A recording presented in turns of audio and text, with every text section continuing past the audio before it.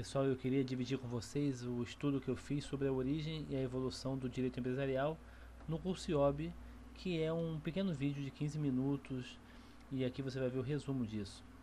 O professor desenvolve a aula apresentando 3 fases de desenvolvimento do direito empresarial.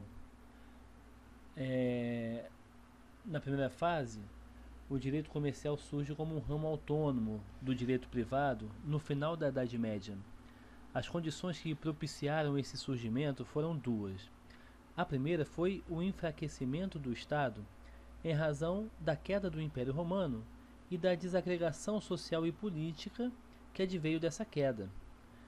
A segunda foi o surgimento do capitalismo comercial, em razão da crise do sistema feudal que levou à migração das pessoas do campo para a cidade e ao fortalecimento das atividades econômicas desempenhadas nas cidades, nos burgos. As cidades eram chamadas então de burgos, especialmente as atividades de comércio. Olha, na política não há vazio. Se o Estado se enfraquece, novos atores políticos passam a exercer o poder. Foi o que ocorreu no surgimento do direito comercial. Os comerciantes, organizados em corporações, passaram a editar normas protetivas da atividade mercantil, normas essas que vinham dos usos e costumes. Isso ficou conhecido como ius mercatorum. A segunda fase tem a ver com a Revolução Francesa. Os ideais iluministas já não mais admitiam privilégios de classe.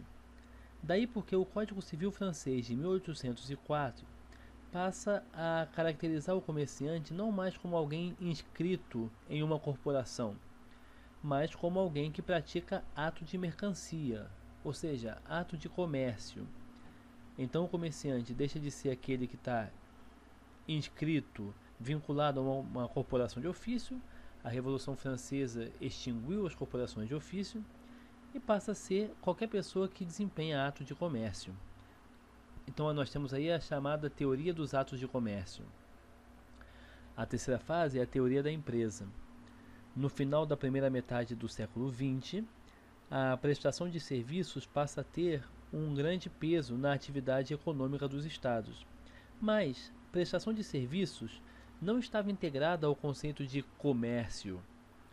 Então tem um jurista italiano chamado Cesare Vivanti, que desenvolveu a teoria da empresa, passando a caracterizar como comerciante aquele que desenvolve uma atividade econômica que é chamada então de empresa no sentido de atividade.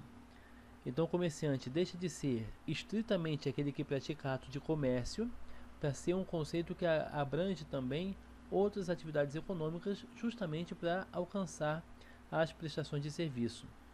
Essas duas teorias, tanto a de ato de comércio como a teoria de empresa, têm como finalidade caracterizar o sujeito da relação jurídica comercial, ou seja, identificar quem é que pode ser chamado de comerciante, ou, no caso da teoria da empresa, como empresário. O Brasil conheceu a segunda fase e a terceira fase. No Brasil nós não tivemos Idade Média, né? O Código Comercial de 1850 adotava a teoria de atos de comércio, enquanto que o Código Civil de 2002, que revogou praticamente todo o Código Comercial anterior, adotou a teoria de empresa.